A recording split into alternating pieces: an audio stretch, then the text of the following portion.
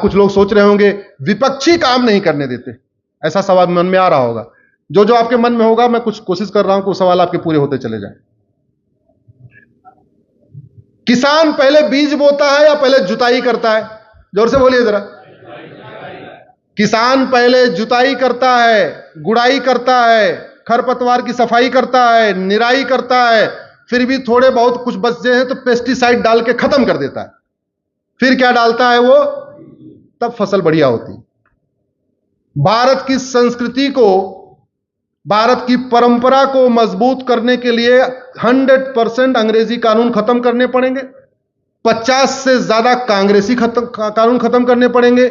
लेकिन अंग्रेजी कानून खत्म करने पर शायद उतना विरोध नहीं होगा। हालांकि 1937 का शरीयत एक्ट खत्म करने पर थोड़ा विरोध होगा, वो भी अंग्रेजी कानून है। लेकिन जैसे ही कांग्रेसी कानून खत्म करने जाएंगे, कांग्रेस भारत में झूठ के सहारे जहर फैलाएगी। तो तरीका क्या है? सबसे पहले झूठ को गंभीर अपराध घोषित कर दिया जाए, जिससे कोई झूठ बोल ही ना पाए।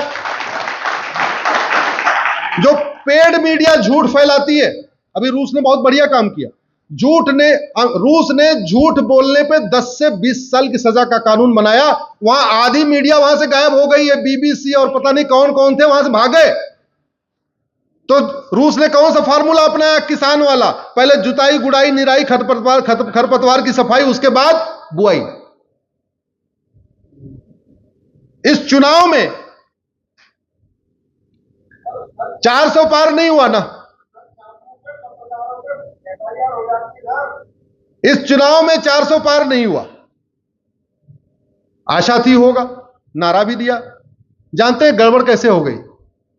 ये तो बताया अब की बार 400 पार, लेकिन नहीं बताया क्यों चाहिए 400 पार। नारा देते गए अब की बार 400 पार, अब की बार 400 पार, लेकिन यह नहीं बताया क्यों चाहिए 400 पार। कांग्रेस ने उसका फायदा उठाया, कांग्रेस ने घटिया कानून का फायदा उठाया। कांग्रेस के पास बड़े वकीलों की पूरी बैटरी है। कांग्रेस को पता है झूठा वीडियो बनाना गंभीर अपराध नहीं है, झूठी बात फैलाना गंभीर अपराध नहीं है। कांग्रेस ने 25 से ज्यादा फेक वीडियो फैलवा दिए, दलितों के बीच में फैलवा दिया। 400 पार इसलिए चाहिए कि आरक्षण खत्म करना। मराठों के बीच में इसलिए फैलवा दिया कि मराठों का जो रिजर्वेशन चल रहा था उसको भी बंद करना। जाटों के बीच में कुछ अलग वीडियो फैलवा दिया, दलितों के बीच में कुछ अलग वीडियो फैला दिया, बंगाल में कुछ अलग वीडियो फैलवाया। 25 से ज्यादा वीडियो। अब आप सोच सकते हैं, 5 वीडियो प्रधानमंत्री जी का फेक वीडियो उन्होंने फैलाया और 5 गृह मंत्री जी का फेक वीडियो फैलाया। और कानून इतना घटिया हुआ कि आज तक जिसने प्रधानमंत्री और गृह मंत्री जी का वीडियो फेक फैलाया उसको कुछ नहीं हुआ। तो इसलिए अब की बार 400 पार नहीं आया झूठ के कारण। और झूठ का मूल कारण क्या है? घटिया। तो इस घटिया कानून के कारण हमारी 400 पार नहीं आई। दूसरा, 400 पार न होने के एक बड़ा कारण है, उसे 5 कारण है। हम 2 बताएंगे, बाकी 3 आप लोग कार्यकर्ता खुद ही समझ सकते हैं, वैभव भी जानते होंगे। दूसरा, एक सबको 1-1 लाख रुपए देंगे, खटाखट खटाखट खटाखट। मेरी पीआईएल सुप्रीम कोर्ट में चल रही है। जब मैंने फाइल किया था तो उस समय भारत के ऊपर 150 लाख करोड़ का कर्ज था, और भी मेरी पीआईएल चली रही है। इस समय भारत के ऊपर 225 लाख करोड़ का कर्जा है। कितना कर्जा भारत के ऊपर? 225 लाख करोड़। यानी हम जितने लोग हाल में बैठे हैं या जितने भी भारतीय हैं, सबके ऊपर 1.5 लाख रुपए का कर्जा है। हमने एक यूनिफॉर्म मैनिफेस्टो लागू कर दिया होता, एक यूनिफॉर्म इलेक्शन कोड लागू कर दिया होता और स्टैंडर्ड मैनिफेस्टो का फॉर्मेट बना दिया होता, और यह अनिवार्य किया होता कि जो भी घोषणाएं होंगी सबका फॉर्मेट एक होगा। सारी पॉलिटिकल पार्टियों को इस फॉर्मेट को भरना पड़ेगा। उसमें यह लिखना पड़ेगा देश के ऊपर कितना कर्जा है और मेरी खटाखट वाली स्कीम से कितना और बर्डन आएगा, और जब टोटल इतना कर्जा हो जाएगा तो उसको हम कहां से वापस रिकवर करेंगे। इतना अनिवार्य कर दिया जाता तो खटाखट स्कीम लॉन्च होती क्या? नुकसान किया कि नहीं किया? तो यूनिफॉर्म इलेक्शन कोड नहीं था, चूंकि रिप्रेजेंटेशन ऑफ पीपल एक्ट 1951 वाला, नेहरू जी वाला चल रहा है, तो खटाखट स्कीम लॉन्च हो गई। कानून बदल दिया होता, खटाखट स्कीम लॉन्च नहीं होती। एक खालिस्तानी आके संसद में बैठ गया, एक कश्मीर का अलगाववादी आके बैठ गया। क्यों बैठ गया? क्योंकि 1951 का कानून महाघटिया है। समय काफी हो चुका है। मैं केवल आपको अल्टीमेटली इतना बताना चाहता हूं कि भारत की कोई भी समस्या लाइलाज नहीं है। भारत की कोई भी समस्या विश्वव्यापी नहीं है। भारत की 100% समस्याओं का समाधान है। और मैं इस पूरे दावे के साथ कहता हूं, भारत की 80% समस्याओं का समाधान केवल और केवल कानून बना के या कानून बदल के या घटिया कानून को खत्म करके और नया कानून बना के हो सकता है। और कानून बनाने की कोई लागत नहीं होती, इसका मतलब बिना एक पैसा खर्च किए भारत की 80% समस्याओं का समाधान किया जा सकता है। एग्जाम्पल मैंने पहले दे दिया था, जो समस्या भारत में है वो चीन में भी नहीं है, और जो समस्या भारत में है वो दुबई में भी नहीं है, जो समस्या भारत में है वो सिंगापुर में भी नहीं है, जो समस्या भारत में है वो कोरिया में भी नहीं है। ऐसा नहीं कि वहां के शासक हमारे शासक से ज्यादा ईमानदार हैं, ज्यादा मेहनती हैं, ज्यादा राष्ट्रभक्त हैं। शासक का अंतर नहीं है, डॉक्टर का अंतर नहीं है, किसका अंतर है? दवाई का। और एक बात याद रखिएगा, डॉक्टर बदलने से बीमारी ठीक नहीं होती है, बीमारी ठीक होती है दवाई बदलने से, क्योंकि डॉक्टर शरीर के अंदर नहीं जाता। और एक बात और बता दूं, समाज बदलने से व्यवस्था नहीं बदलती, समाज बदलने से परिवर्तन नहीं आता। कानून बदलने से व्यवस्था बदलती है, और व्यवस्था बदलती है तो समाज बदलता है।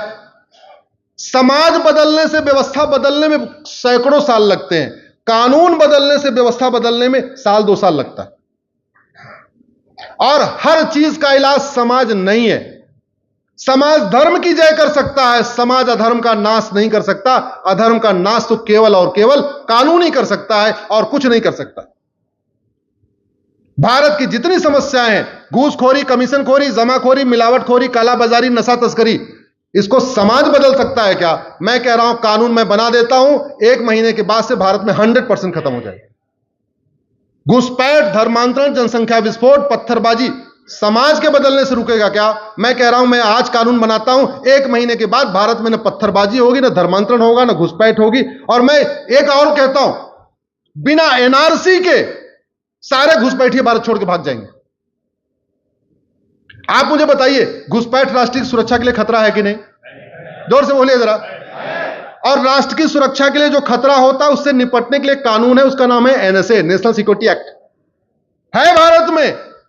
लेकिन एनएसए में हमने राष्ट्र की सुरक्षा के लिए खतरा क्या वो डिफाइन ही नहीं किया। तो इसलिए कोई भी भारत की पुलिस एनएसए लगाती नहीं घुसपैठियों को।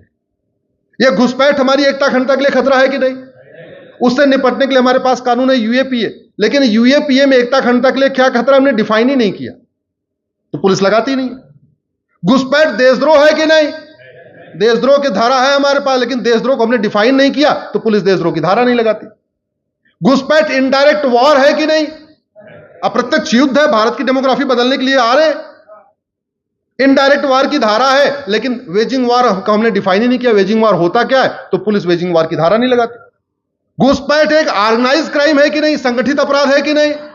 उससे निपटने के लिए महाराष्ट्र के पास मकोका है, गुजरात के पास गुजकोका है, मध्य प्रदेश के पास गैंगस्टर एक्ट है, यूपी के पास गैंगस्टर एक्ट है, लगाते ही नहीं है, क्योंकि हमने ऑर्गेनाइज क्राइम को डिफाइन ही नहीं किया। और एक बात और, भारत में कोई अपनी जाति बदल सकता है क्या? जोर से बोलिए। मैं ब्राह्मण हूं, कल मैं दलित बन सकता हूं क्या? अगर मैं ब्राह्मण हो के कल दलित नहीं बन सकता, तो मैं हिंदू हो के कल मुसलमान कैसे बन सकता हूं, ईसाई कैसे बन सकता हूं? समझे नहीं? अरे जो जातिगत व्यवस्था जो अभी है 1500 साल पुरानी या 2000 साल पुरानी, जब उसको बदलने का अधिकार नहीं है, तो इतनी पुरानी व्यवस्था उसको बदलने का अधिकार कैसे हो सकता है? और फिर ऐसे रिलीजन में कन्वर्ट करना जो भारत के संविधान को मानता ही नहीं। संविधान का प्रियम्बल कहता है equality, justice, liberty, fraternity, unity, integrity. जिन रिलीजन में कन्वर्जन हो रहा है वो तो संविधान को मानते ही नहीं, वहां तो कॉन्सेप्ट ही नहीं है। इसलिए मैं कह रहा हूं, भारत की सभी समस्याओं का समाधान हो सकता है, बस एक बार उस पर जागरण हो, जागरूकता हो। और इसीलिए मंडे टू फ्राइडे मैं कोर्ट में रहता हूं, सैटरडे संडे आप लोगों के बीच में रहता हूं। कोशिश यही है, भारत माता हमारी बचे, क्योंकि हमारी तो बस्ती की बस्ती मिट चुकी है, कई देशों से हमारी हस्ती मिट चुकी है। भारत में जो हम 75% बचे हुए हैं, इतना बच जाए बहुत बड़ी बात है, लेकिन हाथ पे हाथ रख के बैठ के नहीं होगा, करना पड़ेगा। अधर्म का नाश किए बिना धर्म की जय नहीं होगी, उसके बिना जय नहीं होगी। 2022 में मैं 3 संडे को अपने घर में था, 90 जिलों में गया था। 2023 में मैं 115 जिलों में गया था, एक संडे को अपने घर में था, और वो इसलिए था क्योंकि 12 नवंबर को दिवाली थी, और 2024 का संडे अभी तक आया नहीं है। 63वां आज कार्यक्रम है हमारा। सारा सैटरडे संडे ऐसे ही घूम रहे हैं, अपना गिलहरी प्रयास कर रहे हैं। बाकी तो सब प्रभु की इच्छा, जो वो चाहेंगे वही होगा। बहुत बहुत धन्यवाद, बहुत बहुत आभार।